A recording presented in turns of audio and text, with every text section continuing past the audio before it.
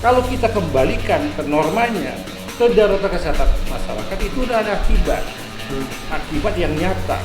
Siapa yang dapat membuktikan bahwa benar di Petamburan karena ada maulid, karena dihasutkan oleh Habib Rizik, orang datang berkerumun, itu menjadi sebab yang dominan terjadinya kedaruratan kesehatan masyarakat.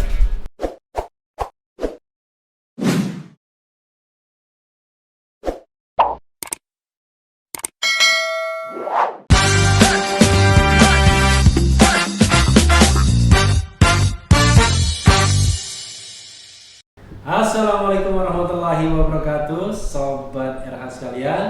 Jumpa lagi kita di channel yang keren ini, keren terus.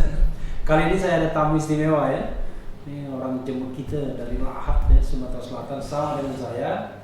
Dan kebetulan sama juga menjadi ahli di persidangan Habib Rizik, baik dalam kasus Megamendung Petamburan maupun Rumah Sakit Umi.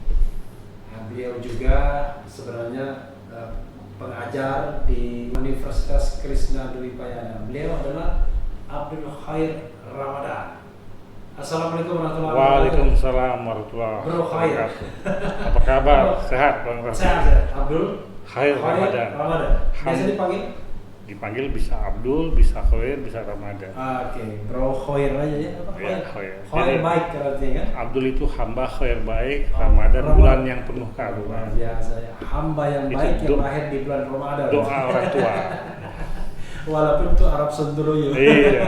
Doa orang tua semoga menjadi kenyataan. Digabung-gabung jadi satu ya. Jadi Bro Khair ya, kita mau membahas soal dakwaan, pasal-pasal yang didakwakan kepada Habib Rizik. Iya. Karena saya lihat Bro Khair termasuk sering sekali menulis tentang ini ya, irasionalitasnya terutama ya kan. Kemarin waktu di sidang terakhir saya mengemukakan 4 hal: teks, konteks, proporsionalitas, dan rasionalitas. Ya. Nah ini ada daftar ya, daftar pasal-pasal ya, bisa dilihat di sini, bisa dilihat di saya juga. Dakwaan perkara nomor 221. Nomor 221 itu perkara apa ya? 221, 222 itu Megamendung ya ini ya, 221. 221, 222 itu Petamburan dijadikan satu dengan Megamendung. Terpisah. Jadi 221, 222 ini untuk Habib Rizik dan Ustadz Sobri CS. Iya, maaf, saya nggak baca cara Petamburan. Ya. Jadi 221 untuk Habib Rizik, 222 untuk Ustadz Sobri Lubis dan kawan-kawan. Ya.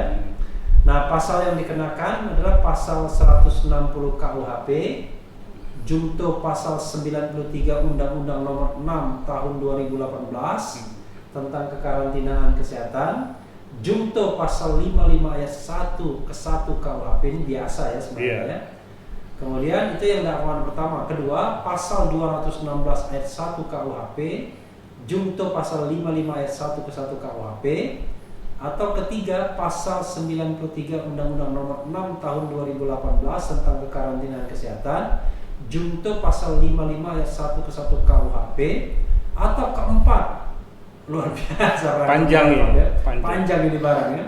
Pasal 14 ayat 1 Undang-Undang Nomor 4 Tahun 1984 tentang wabah penyakit menular, junto pasal 55 ayat 1 ke 1 KUHP. Jadi junto 55 ayat 1 ke 1 KUHP selalu ini ya. Selalu. Ya, dan kelima, pasal 82A ayat 1 junto pasal 59 ayat 3 huruf C dan D Undang-Undang Nomor 16 Tahun 2017 tentang penetapan Perpu Nomor 2 Tahun 2017 tentang perubahan atas Undang-Undang Nomor 17 2013 tentang Ormas ya. Junto lagi-lagi pasal 55 ayat 1 ke 1 KUHP, junto pasal 10 huruf B KUHP, junto pasal 35 ayat 1 KUHP. Luar biasa ya. Jadi untuk kasus Petamburan ini dirangkap ya. Jadi ada berapa? 5 lapis ya. 5 lapis dialternatifkan dan dikumulatifkan dengan Undang-Undang Ormas. Oke, jadi dan kita tahu untuk Petamburan ini dituntut 2 tahun. Betul. Dan juga tidak boleh menjadi pengurus ormas selama 3 tahun. Jadi dianggap terbukti penggunaan pasal 160 160 ya, pasal 82 tentang ormas juga iya, ya. Oke. Itu untuk Petamburan. Lalu untuk Rumah Sakit Umi, ya. Rumah Sakit Umi itu 2 juga, perkara Habib Rizik dan Habib Hanif ya. Habib Hanif dan Dr. Andita. Oh, dokter ya. Dr. Andita Direktur Rumah Sakit Umi. Rumah Sakit ya, Direktur Rumah Sakit. Pertama, primer pasal 14 ayat 1 Undang-Undang 1 tahun 46 tentang peraturan hukum pidana, junto pasal 55 ayat 1 ke 1 KUHP. Biasa ya.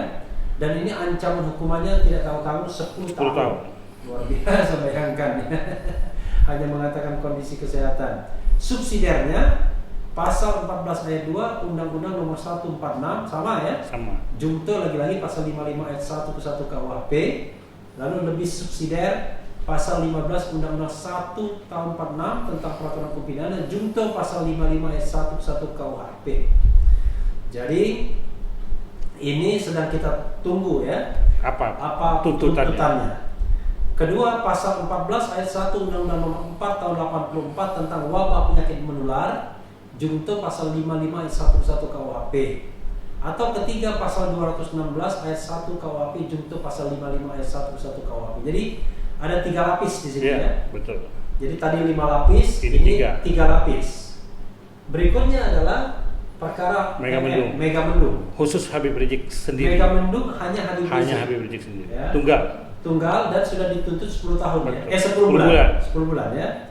Yaitu dakwaan pertamanya adalah pasal 93 Undang-Undang Nomor 6 2018 tentang kekarantinaan kesehatan. Kedua, pasal 14 tentang wabah penyakit menular. Rupanya ada juga ketiga, pasal 216 ayat 1 KUHP. Jadi 533 ya. Kalau sepak bola ini pola menyerang nih. Jadi 5 lapis, 5 lapis, 3 lapis. 5 lapis, 3 lapis, 3 lapis. Oke. Nah, Bro Her, kita lihat ya. Bunyi pasal-pasalnya dulu ya. Baik. Coba kita scroll ke bawah. Kita tampilkan pasal-pasalnya. Terutama pasal-pasal, nah ini ya. Jadi sobat RH sekalian, salah satu yang didakwakan itu adalah pasal 160. Tentu pakai juntonya ya, nanti junto pasal 93. Tapi kita lihat dulu pasal 160 rumusannya seperti apa. Di sini dikatakan 160. Pasal 160 ya. Barang siapa, ini barangnya siapa ya? Ini rumusan yang dulu saudara sekalian ya. Di muka umum dengan lisan atau tulisan menghasut supaya melakukan perbuatan pidana, ya, melakukan kekerasan terhadap penguasa umum, atau tidak menuruti baik ketentuan undang-undang maupun perintah jabatan yang diberikan berdasarkan ketentuan undang-undang, diancam dengan pidana penjara paling lama 6 tahun atau pidana denda paling banyak Rp4.500. Kalau dendanya cemen ya. Iya, ini ancamannya berat. Ancamannya 6 tahun. Apa masalahnya kalau kita kaitkan dengan kasus Habib Rizik? Silakan. Ya, pada prinsipnya pasal 160 ini ya, saya mengistilahkan ini delik berpasangan. Ya. Pasti ada seseorang yang berkedudukan sebagai penghasut, pasti ada seseorang yang berkedudukan sebagai terhasut. Ya. Antara seseorang yang menghasut dengan yang terhasut pasti ada hubungan kausalitas guna menimbulkan suatu akibat. Agak mendekat bro ya, biar suaranya Nah, akibat yang terjadi dan memang diingini dikehendaki oleh pihak penghasut yang mewujudkan adalah terhasut. Dengan demikian jelas ini berpasangan seperti delik penyuapan, pasti ada yang menyuap, pasti ada yang disuap. Ya. Nah, permasalahannya apakah pasal 160 ini berdiri sendiri? Saya mengatakan tidak. Delik ini membutuhkan tindak pidana lain sebagaimana yang telah ditentukan dalam pasal AKUO. Ya. Mahkamah Konstitusi sudah jelas ini adalah delik material. Ya. Tafsirnya seperti itu, tidak bisa ditafsirkan lain. Berarti ada perbuatan lanjutan. Saya mengistilahkan penghasutan adalah tindak pidana asal yang membutuhkan tindak pidana lanjutan. Okay. Nah, tindak pidana lanjutan itu harus terhubung, ada keterhubungan yang demikian erat. Yeah. Nah, kalau kita kembalikan ke undang-undang kesehatan, wabah penyakit menular, di mana letak keterhubungannya itu? Di sisi lain, protokol kesehatan PSBB itu tidak tercantum dalam undang-undang yang dimaksud merupakan sebagai suatu larangan yang bersifat pemidanaan, tidak ada. Kalau dikaitkan ke pasal 93 Undang-Undang Karantina Kesehatan, dikaitkan ke pasal 14 Undang-Undang Wabah Penyakit Menular, itu tidak ada pengertian tentang adanya norma larangan yang berujung pemidanaan dalam hal pelanggaran protokol kesehatan maupun PSBB. Itu masalahnya, sehingga di mana letak relevansi penghasutan untuk menimbulkan suatu akibat. Akibat di sini menurut perspektif Undang-Undang Karantina Kesehatan pasal 93 ada timbul kedaruratan kesehatan masyarakat. Kalau kita kembalikan ke normanya, kedaruratan kesehatan masyarakat itu udah ada akibat. Akibat yang nyata. Siapa yang dapat membuktikan bahwa benar di Petamburan karena ada maulid, karena dihasutkan oleh Habib Rizik, orang datang berkerumun, itu menjadi sebab yang dominan terjadinya kedaruratan kesehatan masyarakat. Nah, Presiden Jokowi telah menyatakan, mendeklarasikan kedaruratan kesehatan masyarakat sebagai bencana nasional. Itu sudah dibunyikan dalam Kepres. Dan ini tanggal 30 Maret kalau nggak salah, 2020. Nah, di sisi lain kalau kita mengacu ke Undang-Undang Wabah Penyakit Menular, jelas disebutkan di pasal 4 Menteri harus menetapkan daerah wabah. Nah, kalau kita kaitkan secara sistemik pasal 4 Wabah Penyakit Menular dengan pasal 93 Karantina Kesehatan, itu kan ada keterhubungan. Harus ada penetapan status daerah. In case DKI Jakarta daerah wabah penyakit menular, kemudian diberlakukan karantina wilayah. Begitupun di Jawa Barat. Sehingga kalau ada satu orang atau beberapa orang yang melakukan tindakan menghalang-halangi upaya penyelenggaraan penanggulangan wabah, baru unsur delik itu terpenuhi. Ini Sobat RSL sudah mulai pusing ya Mas. Saya aja pusing. Memang tidak mudah, tapi kita permudah ya. Cara permudahnya adalah begini Sobat RSL ya. Di sini Habib Rizik itu diancam dengan pasal penghasutan, bahwa dia menghasut untuk melakukan tindak pidana. Nah, maksud Broher adalah harus ada orang yang terhasut. Orang yang terhasut itu melakukan tindak pidana. Jadi itu tidak berdiri sendiri. Betul. Harus ada tindak pidana lain yang dilakukan. Betul. Nah, sepanjang ini menurut hakim, tindak pidana yang dilakukan itu adalah melanggar protokol kesehatan.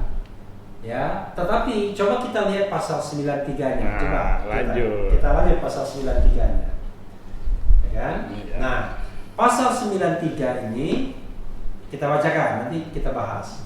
Setiap orang yang tidak mematuhi penyelenggaraan kekarantinaan kesehatan sebagaimana dimaksud dalam pasal 9 ayat 1 dan atau menghalang-halangi penyelenggaraan kekarantinaan kesehatan sehingga menyebabkan kedaruratan kesehatan masyarakat dipidana dengan pidana penjara paling lama 1 tahun dan atau pidana denda paling banyak 100 juta rupiah. Apa masalahnya di sini? Ya, masalahnya di sini pasal 93 ini apakah wet delik atau res delik? Apakah ini malah probihita atau malah insi persi? Yeah.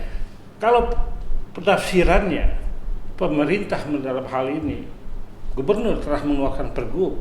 Dengan pergub dikenakan terhadap tapi ini. sebenarnya untuk sobat RS sekalian, malah prohibita itu tindak pidana yang menjadi tindak pidana itu karena dilarang, karena ada undang-undang atau aturan yang melarangnya.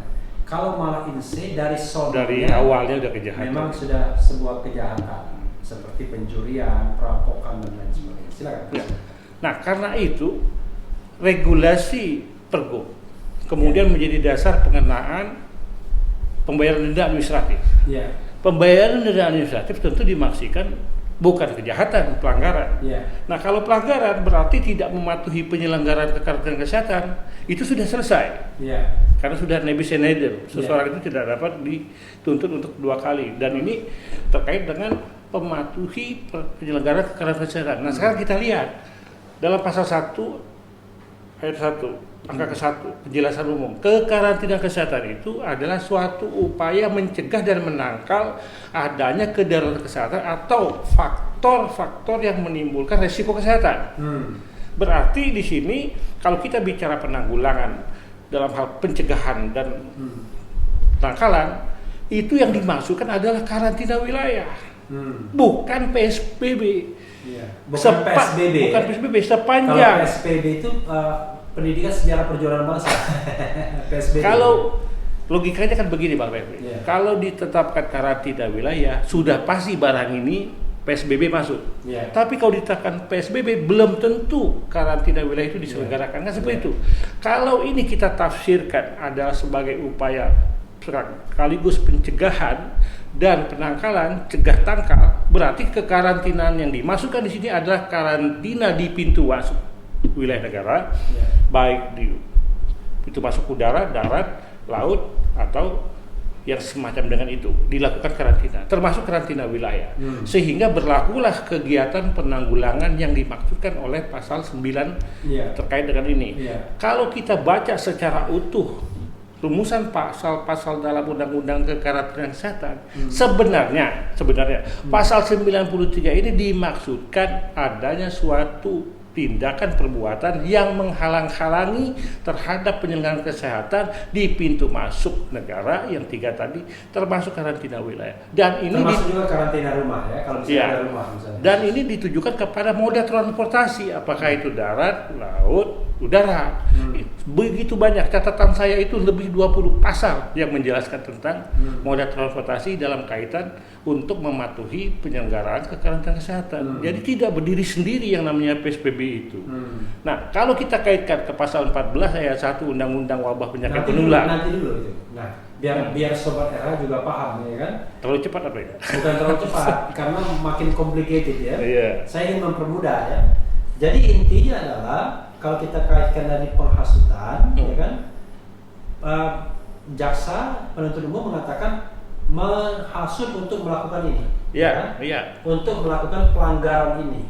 Pertanyaan saya adalah di dalam pasal 160 itu yang dilakukan itu malah insi atau malah improbita atau dua-duanya bisa? Tidak bisa kalau pendekatannya terhadap denda administratif. Jelas ini adalah malah probihita. Nah, maksud saya pasal 160 menghasut melakukan tidak kejahatan. Kejahatan ya, aslinya bukan pelanggaran.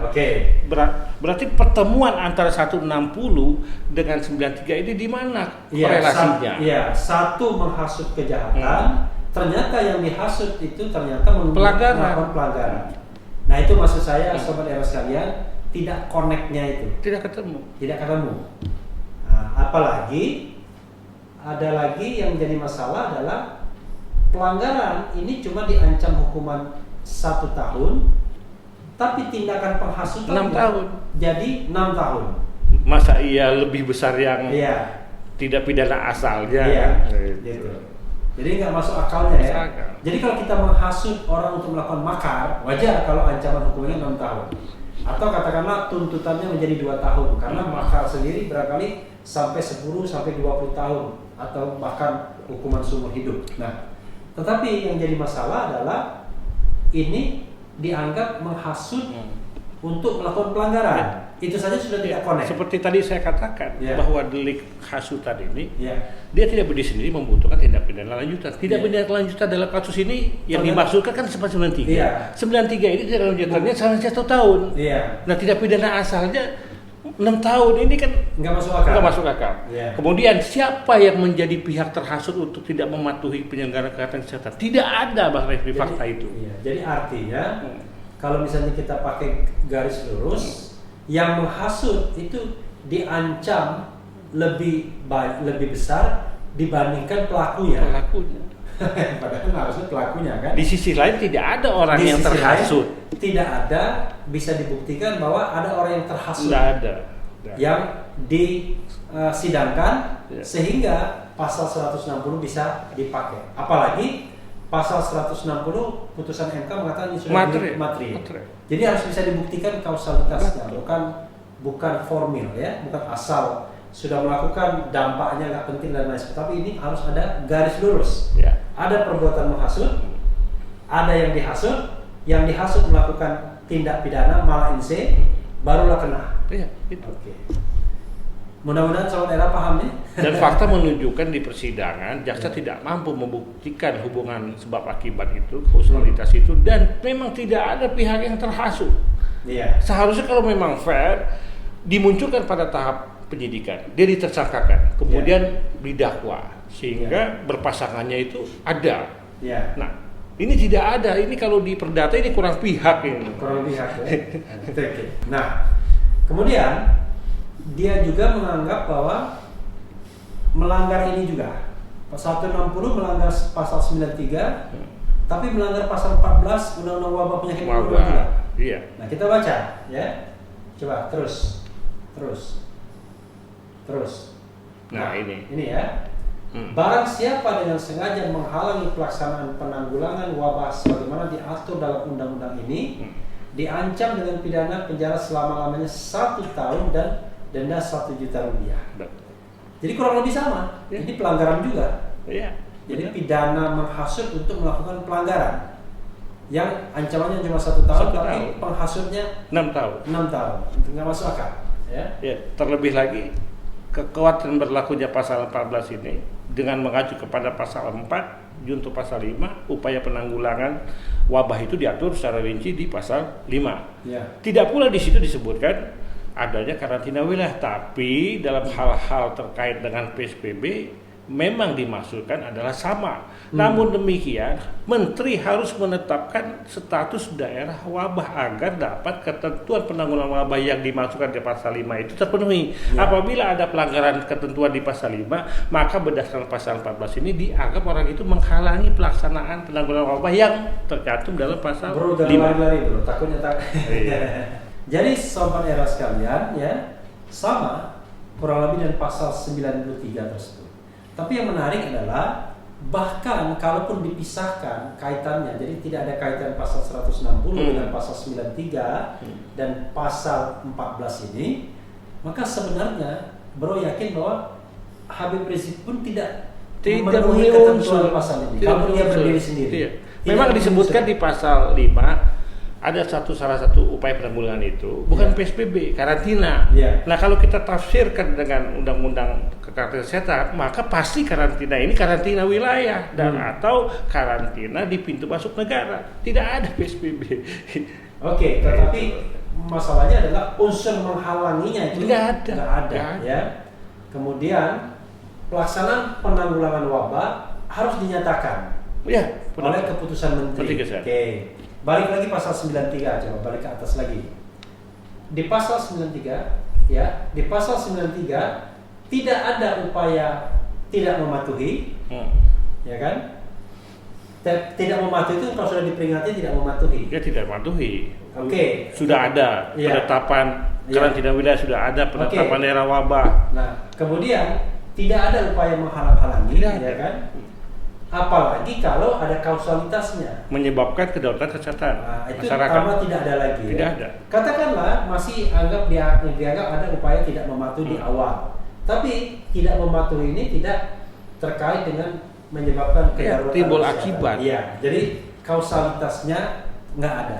Kira-kira gitu ya. Karena kalau kita bicara akibat tentu kan ada teorinya. Iya. Apakah individualisir atau generalisir, ini menyangkut post factum atau factum, apa sebelum perbuatan itu dilakukan atau sesudah perbuatan dilakukan, itu yang mana sebab yang dominan.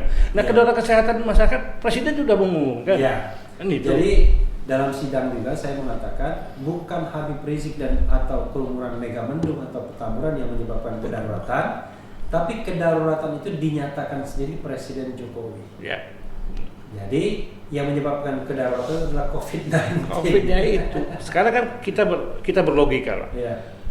Siapa yang dapat memastikan umat Islam yang hadir pada saat peringatan Maulid Nabi Muhammad SAW ada, misalkan, memang ada orang yang tertular COVID-19.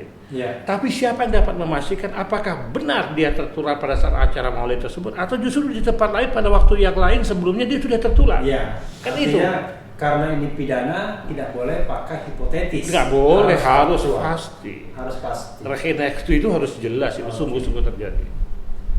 Ya, kita naik ke bawah lagi.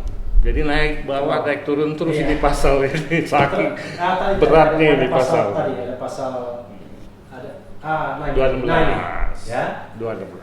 Kita sudah bahas ya 3 pasal 160, pasal 160 KUHP, pasal 93 tadi Undang-Undang Nomor 6 2018, pasal 14 ayat 1 ayat 1 wabah penyakit Undang-Undang menular. Wabah Penyakit Menular. Nah, ini undang-undang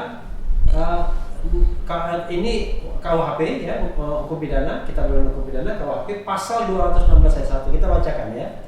Barang siapa dengan sengaja tidak menuruti perintah atau permintaan yang dilakukan menurut undang-undang oleh pejabat yang tugasnya mengawasi sesuatu atau oleh pejabat berdasarkan tugasnya, demikian pula yang diberi kuasa untuk mengusut atau memeriksa tindak pidana, demikian pula barang siapa dengan sengaja mencegah, menghalang-halangi atau menggagalkan tindakan guna menjalankan ketentuan undang-undang yang dilakukan oleh salah seorang pejabat tersebut, terang-terangan juga kita bacanya ya, diancam dengan pidana penjara paling lama 4 bulan, 4 bulan, 2 minggu atau pidana denda paling banyak Rp9.000. Iya. Cemen ya, karena undang-undang yang lama ya, warisan Belanda. Tapi sebenarnya arah maksud tujuan undang-undang Iya. pasal 216 ini arahnya kemana? Arahnya ini kan bukan dalam rangka petugas yang memiliki kewenangan di bidang undang-undang COVID atau Satgas COVID. Ini diarahkan kepada pengawas berdasarkan undang-undang terkait dengan adanya dugaan tindak pidana. Misalkan ada hal penyidikan. Ini arahnya, jadi tidak layak, tidak tepat dikaitkan ke protokol kesehatan. Oke. Jadi ini sebenarnya petugas untuk pengawasan, Penyidikan, mengusut, penyidikan dan lain ya, seperti sebagainya ya. penyidik pegawai negeri sipil, penyidik Jadi dari kepolisian. petugas yang menjalankan tugasnya dalam due process of law mungkin ya. Ya, dalam proses peradilan Dalam pidana. proses peradilan pidana dan dia tidak dipatuhi. Ya, jelas itu jelas. Maka kemudian bisa diancam dengan Jelas, bahasanya pasal, udah jelas. Ya.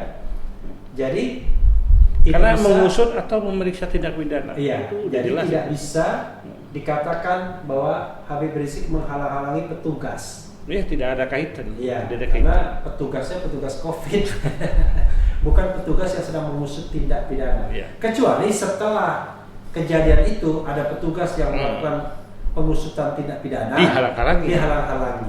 Nah, itu baru ya. Jadi mudah-mudahan sobat RH paham. Next berikutnya. Nah, ini. Nah, 55 dulu, 55. Ya. 55. ya sobat RH sekalian, kita lanjutkan ya. Tadi kita sudah bahas banyak pasal ya, 4 pasal paling tidak. Kalau masih ingat ya, pasal 160 KUHP, pasal 93 Undang-Undang Kekarantinaan Kesehatan, pasal 14 ayat 1 Undang-Undang Wabah Penyakit Menular, pasal 216 KUHP juga. Jadi 4 pasal. Nah, ini pasal yang selalu muncul dalam tindak pidana. Ini pasal 55 ayat 1 ke 1 KUHP. Dipidana sebagai pelaku tindak pidana mereka yang melakukan, yang menyuruh melakukan, dan yang turut serta melakukan perbuatan. Jadi baik pelakunya maupun ikut-ikutan melakukan atau mastermind-nya yang nyuruhnya, ya itu kena. Ya. Bisa dikenakan kepada Habib Rizik dalam kasus pelanggaran prokes. Apakah dipidana pelaku tindak pidana mereka yang apakah dia melakukan? Penuntut umum salah menafsirkan ketentuan pasal 55 ayat ke-1 angka ke-1. Oke. Kenapa? Kita tahu konstruksi delik penyitaan ini dimasukkan dalam bab 1 ketentuan umum. Ya. Oleh karena itu, para ahli mengatakan pasal 55 ayat 1 ke 1 ini bukan perluasan perbuatan pidana, tapi perluasan pertanggungjawaban pidana. Makanya disusun secara sistemik, pelegen, media pelegen, yang melakukan, yang turut serta melakukan perbuatan. Berarti di sini ada perjumpaan kehendak di antara orang yang melakukan perbuatan itu. Ada meeting of mind. Antara perbuatan dan akibat sama-sama diingini.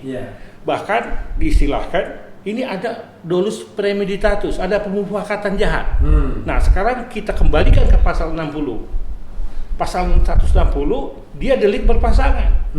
Tidak merupakan bagian dari delik penyertaan. Karena antara penghasut dengan terhasut tidak ada kaitan dengan pasal 55. Nah, pasal 55 ini siapa yang menyuruh melakukan? Siapa yang terus serta melakukan? Ternyata ini rekayasa penuntut umum untuk mengikut sertakan selain Habib Rizik, dalam hal ini pengurus FPI. Ini dimaksudkan agar ada keterhubungan. Oleh karena itu nanti akan terkait dengan organisasi FPI-nya sendiri. Jadi sehingga ada suatu kepentingan tertentu memasukkan pasal 55 ayat 1 ke 1 ini agar ketemulah Habib Rizik di satu sisi dengan pengurus FPI di sisi lain, dan semuanya itu nanti bertemu kepada organisasi FPI yang nanti kita lihat di pasal 82 yang sudah dibubarkan. Itu ada keterkaitan. Saudara sekalian, jangan lupa pangkal mulanya, sebab musabab awalnya adalah pelanggaran protokol kesehatan yang menurut undang-undang tuntutan hukumannya itu hanya 1 tahun saja, bukan perbuatan pidana yang berat, tapi sekedar pelanggaran, dan pelanggaran ini sudah dikenakan denda. Harusnya ya ngapain diproses lagi kan, begitu kira-kira. Nah, tapi ternyata jaksa penuntut umum menggunakan beberapa pasal KUHP, salah satunya delik ini yang melakukan, menyuruh lakukan dan turut serta melakukan, menurut Broher karena untuk menjerat pengurus FPI lain, seolah-olah ada interkoneksi. Tapi sekali lagi bahwa yang dituduhkan sebagai kausa primanya awalnya itu adalah pelanggaran prokes, bukan sebuah delik, misalnya katakanlah pembunuhan, perampokan, ya kan, makar dan lain sebagainya. Jadi menurut Broher ini nggak tepat menggunakan pasal ini. Jangan nyambung. Ini seolah-olah cuma sekedar agar mempertemukan saja. Mereka terkait. Iya, terkait. Oke. Berikutnya itu adalah Undang-Undang Ormas itu. Undang-Undang Ormas, ya kan? Ini ngeri-ngeri sedap. Nah, ini Undang-Undang Ormas dulu. Iya. Nah, ya, bukan. Ormas. Naik ke atas. Nah, ini dia. Ya. Ini ngeri-ngeri sedap, masih untuk kasus Petamburan. Pasal 59 ayat 3, ormas dilarang melakukan tindakan kekerasan, mengganggu ketentraman dan ketertiban umum, atau merusak fasilitas umum dan fasilitas sosial, dan atau D. melakukan kegiatan yang menjadi tugas dan wewenang penegak hukum sesuai dengan ketentuan peraturan perundang-undangan. C dan D ya. Ini seolah-olah ingin dilabelkan kepada FPI-nya. Tapi pasal 82 ayat 1 menghukum orangnya. Setiap orang yang menjadi anggota dan atau pengurus ormas yang dengan sengaja dan secara langsung atau tidak langsung melanggar ketentuan sebagaimana dimaksud dalam pasal 59 ayat 3 huruf C dan huruf D dipidana dengan pidana penjara paling singkat 6 bulan dan paling lama 1 tahun. Jadi Broher, sebelum dibahas lebih lanjut, saya ingat betul pasal ini termasuk pasal yang dikritik ketika ada Perpu Ormas. Betul. Kok bisa ada pelanggaran dari ormasnya yang dihukum ke orang pengurusnya? Tapi bukan, yang menjadi anggota juga. Termasuk anggota. Bayangkan kalau ormas tersebut anggotanya 2 juta, ya kan? 2 juta anggota. Betul. Lalu ormasnya ini katakanlah melakukan perbuatan C dan D. Setiap anggota itu akan diancam hukuman 6 bulan sampai 1 tahun. Masuk akal nggak kira-kira ya? Iya. Dalam konteks ini, kalau misalnya FPI dianggap terbukti melakukan perbuatan C dan D, maka semua anggotanya, maka seluruh anggota FPI dapat dikenakan ancaman hukuman ini. Nggak masuk akal ya? Tapi silakan. Ya, ini waktu Perpu Ormas ini diterbitkan, ya, kita mengajukan judicial review. Kebetulan saya dengan Prof. Suteki menjadi ahli, saya pidana, Prof. Suteki kalau tidak salah tentang tata negara. Setelah jadi kita ahli, dia diintimidasi. Nah, kemudian karena dia ASN. terlanjur diundangkan, kehilangan objeknya, dan kita uji materi lagi Undang-Undang Ormas. Nah, permasalahannya adalah begini. Ini kan subjektivitasnya tinggi Bang Refli. Coba kita baca. Yang dengan sengaja dan secara langsung atau tidak langsung. Ukurannya apa? Bahkan kalau di pasal berikutnya, di ayat berikutnya, ayat 4. Paham lain yang bertentangan dalam hal ini ingin mengubah Pancasila dan mengganti Pancasila termasuk Undang-Undang Dasar. Itu disebutkan pasal Aqua itu. Ini sangat multitafsir. Paham lain tuh yang macam mana paham lain gitu. Pokoknya paham lain itu yang tidak disukai aja. Ya kan? Karena awalnya Sobat Era pahamnya itu jelas, Marxisme, Leninisme. Tapi tiba-tiba karena orang ribut soal khilafah dan lain sebagainya dimasukkan paham lain. Jadi memang Perpu Ormas ini untuk mentarget FPI. Dan lebih aneh lagi. Dan juga ini ya, mentarget selain FPI sebelumnya apa? Hizbut Tahrir, HTI, point itu masuk. Nah, permasalahannya terhadap anggota, pengurus. Ya, dalam ayat selanjutnya, setiap orang yang menganut, mengembangkan atau menyebarluaskan dipidana. Nah, sekarang menganut apa ukurannya? Apakah menganut ini disamakan dengan forum eksternal? Kan menganut itu internal forum yang tidak dapat dipidana pikiran orang. Masa pikiran pendapat orang dapat dipidana? Konstitusional. Tidak bisa dikurangi dalam pendapat. Jadi kebebasan pikiran dan hati nurani itu adalah hak asasi manusia yang tidak bisa dikurangi. Jadi kalau saya berpikir yang seradikal-radikalnya, ya nggak bisa diadili. Nah, menurut pasal Aqua dapat dipidana. Menganut itu berarti keyakinan. Internal forum kok dia dapat dipidana? Ini kan permasalahan yang sangat mengacaukan sistem hukum kita. Jadi saudara sekalian, ini kalau dalam hukum itu saya tidak percaya Pancasila nggak apa-apa. Tetapi yang jadi masalah adalah kalau saya mengkampanyekan itu ke masyarakat untuk mengajak, nah itu baru masalah. Tapi kalau saya dalam hati saya kok lebih percaya kepada yang maha kuasa daripada yang lainnya, itu nggak ada masalah, ya. Nah, kembali ke Habib Rizik dan kawan-kawan terkait keberlakuan pasal ini. Bro, kalau mau ngomong sama pemirsa RH bisa juga sekali-sekali ke sana. Sahabat RH channel yang keren, cadas. Memang benar-benar keren ini pembicaranya sepanjang masa ini dalam beberapa bulan sangat menarik dan tentu aktual, ilmiah, berbobot. Nah, saya ingin lanjut. Diberhentikannya, dilarangnya kegiatan FPI terkait dengan SKB tentang pelarangan kegiatan yang di situ ada pelarangan memakai atribut, simbol dan kegiatan FPI itu disebutkan di dalam dakwaan. Nah, tapi permasalahannya SKB itu terbitnya kapan? Terbitnya kan tanggal 30 Desember 2020. Nah, Habib Rizik itu kapan? Habib Rizik kalau kita lihat SPDP itu tanggal 29 November. SPDP-nya. Nah, untuk Ustaz Sobri Cek dan kawan-kawan itu tanggal 9 Desember. Nah, sehingga jadi SPDP itu surat perintah dimulainya penyidikan ya. Apa mungkin ketentuan undang-undang dalam penerapannya memberlakukan surut? Bukankah SKB itu tanggal 30 Desember? Perkara Habib Rizik, perkara Ustaz Sobri dan kawan-kawan itu sebelum SKB diterbitkan. Di dalam dakwaan itu disebutkan adanya tindakan kegiatan FPI yang melakukan kekerasan, mengganggu ketentraman dan lain sebagainya, melakukan kegiatan yang menyerupai, yang mengambil tugas daripada wewenang aparat penegak hukum. Ini kok diberlakukan surut? Nah, ini ada rekayasa tertentu, ada makna-makna simbolik. Yang diberlakukan surut itu adalah harusnya kalau perbuatannya setelah SKB itu dilarang dan itu dilakukan, itu masih masuk akal karena itu sudah menjadi organisasi terlarang. Tapi sebelumnya dia memberlakukan mundur ke belakang. Dia bukan organisasi terlarang sebelumnya, ya. Dan juga tidak ada pengadilan terhadap ormas ini sebenarnya. Ya, belum ada. Jadi pasal 59 ayat 3 ini tidak pernah dibuktikan. Belum pernah dibuktikan. Sehingga karena dia belum pernah dibuktikan, kok ini bisa dikenakan? Bisa mengambil ini. Pasal tersebut dalam dakwaan. Walaupun ini nggak masuk akal, tapi paling tidak ini harus terpenuhi. Dulu. Gitu. Jadi itu saudara ya. Jadi tidak pernah ada pengadilan terhadap FPI. Karena itu C dan D ini tidak pernah bisa dibuktikan. Iya.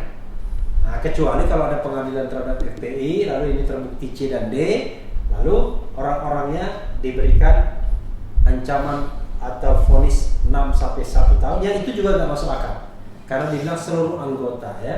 Ya kalau menurut saya pribadi sih masuknya pasal 59 ayat 3 ini agar melegitimasi melalui putusan pengadilan bahwa FPI itu sebagai rumah serarang. Ya, jadi itu aja sebenarnya. Jadi melegitimasi pembubaran FPI dan menjadikan FPI sebagai sansak hidup, ya. Sansak mati sebenarnya ya, menjadi sansak itu melalui ketentuan ini. Jadi seolah-olah ada legitimasi, padahal jelas-jelas terdakwanya itu adalah Habib Rizik. Iya. Ini bukan kasus tentang pembubaran organisasi atau ormas ya, yang memang bisa dilakukan ya. Tetapi ini adalah kasus tentang pelanggaran prokes oleh Habib Rizik. Oke, kita lanjutkan bro ya. Pasal 55 ayat 1 ke 1 ini sudah kita bahas ya. Gitu. Kemudian ataukah ada mau ditambahkan 55 ayat 1 ke 1 ini? Nah, ini jelas terlihat menunjukkan dan hampir sama, banyak pihak publik menyatakan bahwa perkara yang menyerang Habib Rizik dan kawan-kawan ini bukan perkara hukum. Ini adalah perkara politik. Ya kita pahami bahwa hukum itu tidak steril. Pasti ada pengaruh-pengaruh non hukum. Tapi ya jangan kebangetan. Tapi tidak dapat didalilkan jadi pembenaran, seolah-olah politik itu dapat dijalankan dengan pendekatan-pendekatan kekuasaan. Memang hukum membutuhkan kekuasaan, tetapi kekuasaan yang tanpa hukum jelas ini adalah kezaliman. Gitu. Ya, berikutnya kita, nah ini yang ngeri-ngeri sedap juga. Nah, ya. Pasal 10 huruf B junto pasal 35 ayat 1 KUHP. Pasal 10 huruf B pidana tambahan, pencabutan hak-hak tertentu, perampasan barang-barang tertentu, pengumuman putusan hakim. Dan ini sudah dituntut tidak bisa jadi pengurus ormas selama 3 tahun ya. Lalu pasal 35 ayat 1, hak-hak terpidana yang dengan putusan hakim dapat dicabut dalam hal-hal yang ditentukan dalam kitab undang-undang ini atau dalam aturan umum lainnya ialah hak memegang jabatan pada umumnya atau jabatan yang tertentu. Ini masuk ya. Hak memasuki angkatan bersenjata, tidak. Hak memilih dan dipilih dalam pemilihan yang diadakan berdasarkan aturan-aturan umum, tidak dikenakan ini. Hak menjadi penasihat hukum atau pengurus atau penetapan pengadilan, hak menjadi wali pengawas, pengampu atau pengampu pengawas atau atas orang-orang yang bukan anak sendiri, tidak masuk ya. Hak menjalankan kekuasaan bapak, menjalankan perwalian atau pengampuan atas anak sendiri, tidak. Hak menjalankan mata pencarian tertentu, tidak. Jadi yang dikenakan adalah yang hak memegang jabatan pada umumnya atau jabatan yang tertentu. Apa masalahnya bro?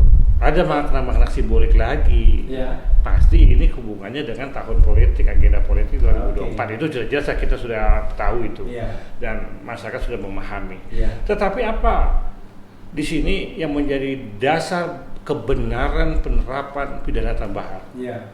Apakah ini realitas yang harus diwujudkan? Apa hubungannya dengan protokol kesehatan? Apakah rasional apa Apakah rasional atau tidak? Karena penerapan pidana tambahan yang demikian sangat mengancam hak-hak seseorang, hak sipil, ini ditujukan untuk extraordinary crime, kejahatan yang luar biasa, teroris, misalkan korupsi, narkotika, dan lain-lain. Nah, tentu ini tidak proporsional kalau diterapkan, dipaksakan terhadap perkara protokol kesehatan, dan ini mengancam kemerdekaan seseorang yang tidak sepantasnya diterapkan dalam perkara akul gitu. Jadi saudara sekalian, untuk penerangan, coba bayangkan, lagi-lagi mulanya adalah pelanggaran prokes dengan ancaman hukuman 1 tahun saja, ya, walaupun pakai saja, tapi itu pun tidak pantas dikenakan. Tapi lebih tidak pantas lagi, tiba-tiba dikasih pidana tambahan. Ya. Seolah-olah ini adalah kejahatan yang berat, extraordinary crime seperti terorisme atau tindak pidana korupsi. Oke? Berlebihan. Terlalu berlebihan ya. Jadi dalam Bro Her, dalam sidang saya mengatakan tadi, tidak proporsional dan Iya. tidak rasional, ya.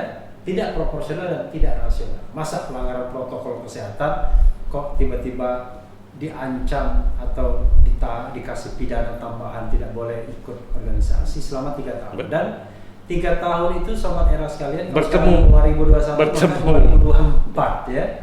Nah, oke, berikutnya.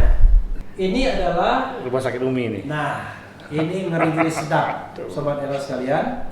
Kalau tadi kasus Petamburan dan Megamendung ancaman hukumannya yang paling berat adalah 6 tahun pasal 160, yang lainnya hanya 1 tahun, bahkan tadi cuma 4 bulan ya. 4 bulan.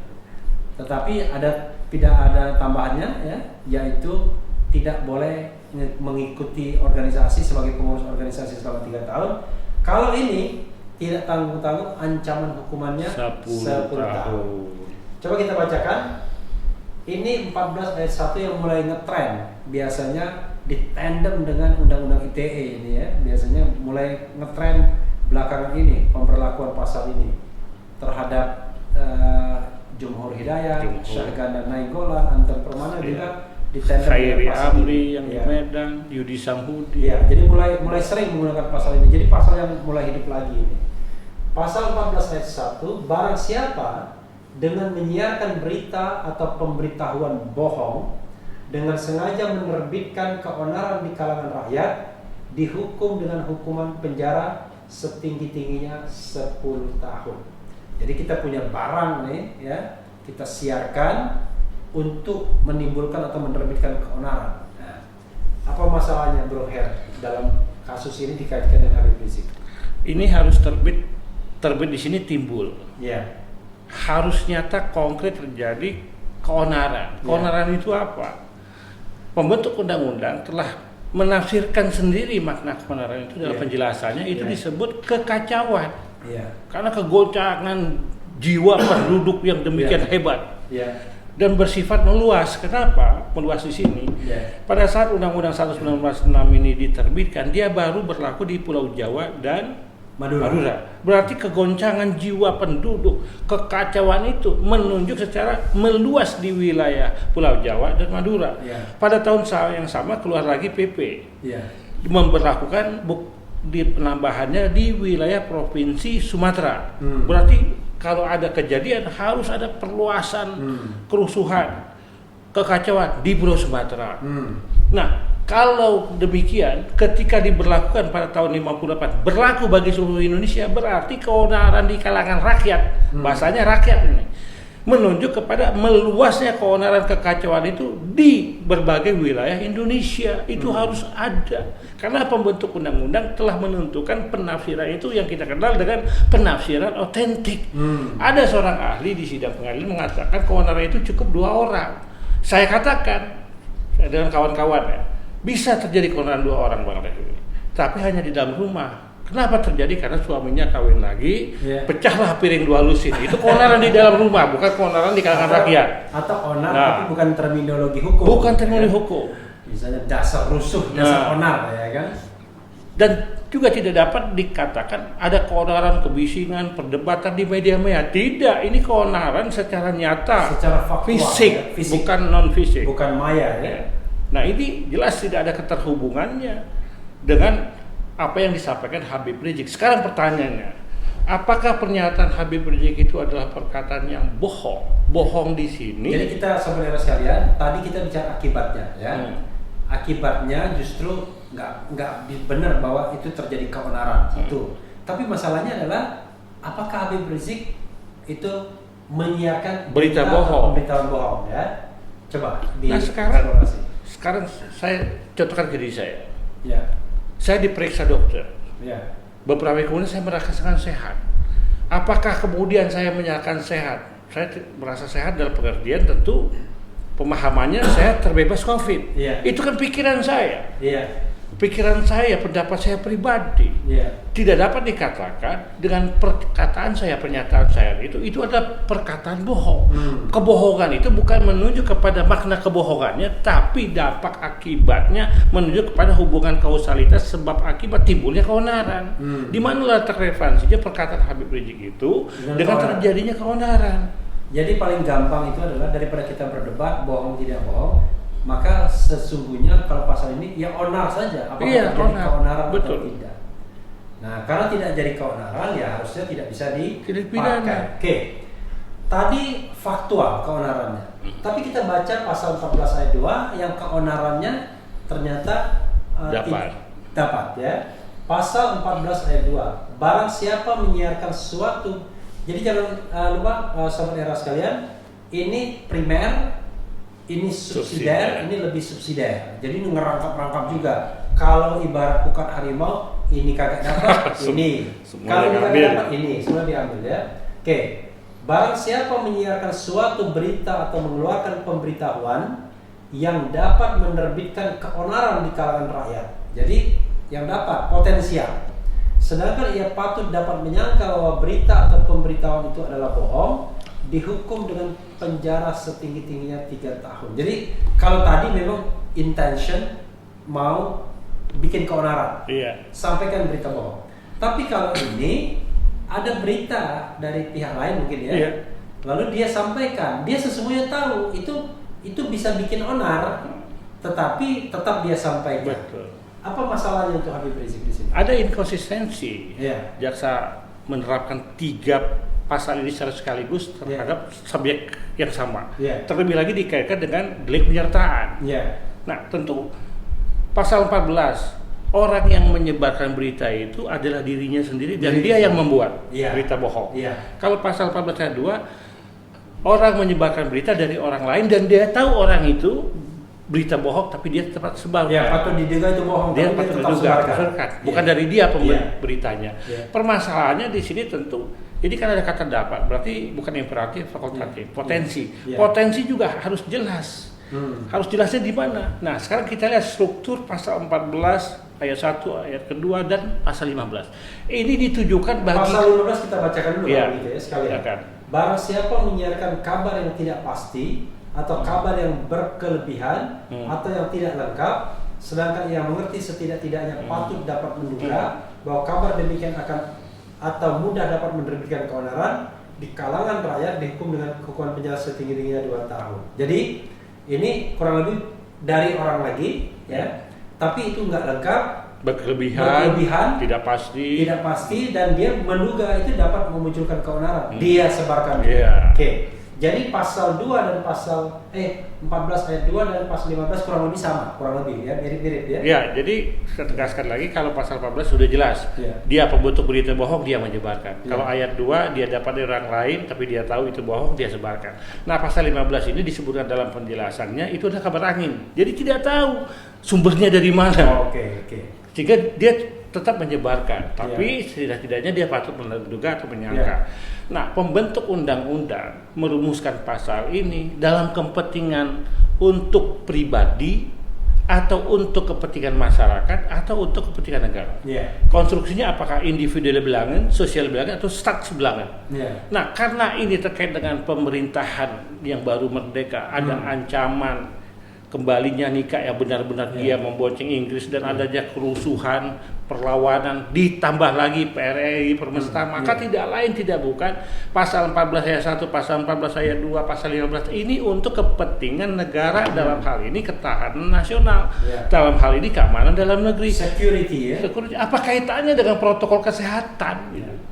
Jadi salah menafsirkan faktor-faktor yang berpengaruh dalam pembuatan undang-undang. Ini kan kita bicara hukum, ada penafsiran secara teologis, maksud pembentuk undang-undang, dan penafsiran secara historis. Kalau kita pakai bahasa awamnya, Sobat Era, begini saja.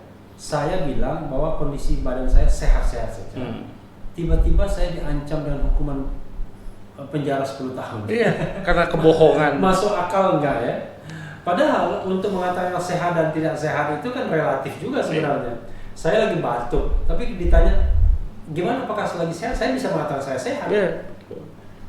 Tetapi saya juga bisa mengatakan saya sedang sakit. Itu pendapat kita pribadi. Karena pendapat kita pribadi ya. Dan perlu diingat dalam sistem hukum pidana, pendekatannya itu kan bukan psikologis, pendekatannya normatif. Kalau pikiran saya mengatakan A, saya tahunya, apalagi kondisi saya pribadi, saya menyampaikan saya lebih tahu apakah nanti secara medis benar-benar sakit atau tidak, apa kaitannya dengan kebohongan yang menimbulkan akibat dalam hal ini pemidanaan yang demikian besar, tinggi. Jadi sangat tidak masuk akal, akal. Menceritakan kondisi kesehatan yang sifatnya subjektif itu dalam diri kita, tapi dianggap menyebarkan berita bohong dan kemudian dianggap telah memunculkan keonaran. Tidak ada fakta di pengadilan, jaksa tidak mampu membuktikan fakta yang bagaimana yang benar-benar terjadinya keonaran. Tidak ada. Tapi yang paling menarik itu adalah ketika dua pasal yang digunakan. Berarti jaksa tidak paham juga, tidak terlalu pasti juga. Sebenarnya itu berita bohong itu dari dalam dirinya sendiri atau dari pihak lain. Pokoknya yang penting dipakai gitu. Apalagi dikaitkan ke pasal 55. Apa kaitannya yang menyuruh melakukan atau turut melakukan, orangnya kok sama? Masa satu orang berlaku untuk tiga jenis yang berbeda, dijutakan lagi. Ampun dah. Jadi bayangkan orangnya sama tapi digunakan pasal tiga perbuatan yang berbeda. Kan tidak masuk akal. Jadi sobat era sekalian yang barangkali awam dengan hukum pidana, saya juga sebenarnya bukan spesialisasi di situ ya, tapi berusaha memahami karena saya background hukum tata negara. Tapi memang banyak hal yang tidak masuk akal di sini ya, karena selain kita bisa melihatnya dari ilmu pidana, juga perundang-undangan. Betul. Bagaimana pasal-pasal kata-kata dalam undang-undang ini diterapkan untuk sebuah pelanggaran protokol kesehatan ya. Ya bro, kita udah banyak bicara. Kalau diterusin bisa sampai subuh kita. Tapi pasal yang kita ini kan sudah ya. Sekarang yang jelas untuk Megamendung itu kena 10 bulan tuntutannya ya. Untuk Petamburan kena 2 tahun plus 3 tahun tidak menjadi pengurus organisasi. Bagaimana ulasan Anda terhadap kemungkinan kasus rumah sakit Umi dengan ancaman 10 tahun, 3 tahun dan 2 tahun? Ya, kalau saya memprediksi tuntutan itu dengan dakwaan pertama primer untuk RS Umi ya pasal 14 ayat 1 junto pasal 55 ayat 1 ke 1 KUHP. Itu dianggap terpenuhi? Terpenuhi. Karena kalau tidak salah dakwaan ke-1 semua yang terbukti. Iya, yang kemarin dakwaan ke-1. Ya pertama juga. Ini ya pasal 60. Nah, sekarang kalau feeling saya ini. Dan ini tinggal pilihan saja apakah mau menuntut 1 tahun, 2 tahun, 3 tahun sampai 10 tahun. Karena itulah dipaksakan ya, memaksakan hukum itu berarti kan mencederai hukum, Bang Refri. Jadi sering disampaikan oleh Prof. Cipto Raharjo dalam berbagai kesempatan. Manusia bukan untuk hukum. Memaksakan hukum, mencederai hukum. Iya. Hukum itu untuk manusia, bukan manusia untuk hukum. Jadi kalau manusia untuk hukum berarti ada kepentingan-kepentingan di balik hukum yang mengedepankan kepentingan maksud tujuan di luar ketentuan hukum. Itu yang terjadi. Nah, oleh karena itu saya pribadi, kawan-kawan dan rakyat Indonesia mengharapkan hakim benar-benar independen, benar-benar terbebas, benar-benar berani dia menempatkan hukum pada tempatnya, dan kalau perlu dia mengambil suatu ketentuan berijtihad walaupun ada perbedaan penafsiran, tetapi menurut azas indobio pro reo, apabila ada perbedaan hal-hal yang meragukan, wajib bagi hakim untuk mengambil keuntungan yang lebih menguntungkan terdakwa. Kalau menurut saya apa yang menguntungkannya tidak terpenuhi unsur, tidak terpenuhi dakwaan, Habib Rizik, yang mulia Habib Rizik harus divonis bebas murni. Jadi saudara sekalian, intinya adalah apapun tuntutan jaksa ya yang tidak masuk akal, yang tidak rasional tersebut, asal hakimnya berani independen, mau menggali fakta-fakta persidangan, maka seharusnya Habib Rizik bisa bebas. Karena menurut ilmu pengetahuan dan fakta-fakta persidangan, harusnya masalah ini sih tidak perlu dibesarkan. Bebas munif. Iya. Frisprach bukan verkafto frisprach bebas. Oke. Apa itu bedanya? Bebas murni. Ya kalau dia bebas murni ya semua dakwaan tidak tuntutan tidak terbukti. Iya. Gitu. Jadi benar-benar tidak ada fakta hukum yang menunjukkan adanya suatu pembuktian yang dapat dibuktikan oleh jaksa. Semua tidak ada. Ya, saudara sekalian, itu tadi ya dengan Abdul Khair Ramadan yang juga menjadi ahli dalam sidang Habib Rizik, baik dalam kasus Megamendung Petamburan maupun dalam kasus Rumah Sakit Umi, dan beliau adalah ahli hukum pidana dan pengajar dari Universitas Krishna Dwi Payana Jakarta dan lain-lain ya. Yang jelas yang penting hidup. Yang penting hidup. Hidup dan halal. Hidup halal, Berkah. berkah. Hidup halal Itu yang berkah penting. ya. Dan kita memiliki Halal. kebebasan individu. Halal bihalal. Kalau istilah Bang Didu, manusia merdeka. Manusia merdeka ya. Jadi karena kita ingin memerdekakan waktu dan ketika take video ini sudah malam ya, sudah hampir malam, saya mengucapkan terima kasih yang sebesar-besarnya. Ya, sama-sama Bang Refli. Barakallah. Ramadan. Mudah-mudahan tetap di jalurnya untuk membela orang-orang yang diperlakukan Amin. tidak adil oleh negara tentunya. Amin ya Amin ya rabbal alamin, dan itu tanggung jawab kita semua saudara sekalian. Terima kasih. Assalamualaikum. Waalaikumsalam warahmatullahi wabarakatuh. Ya, saudara sekalian, yang penting tetap di channel ini, karena di channel ini Anda akan dirayu, ditipu, dibaperin, Mantap. diuber di jalur khusus. Karena channel ini adalah channel yang mengancam, memeras, dan membenci. Itu ada singkatannya. Ada singkatan khusus. Ada, membenci itu membangun energi dan Boleh. cinta. Nah, ini bahasa filsafat kehidupan. Subscribe, like, comment, and Share. share.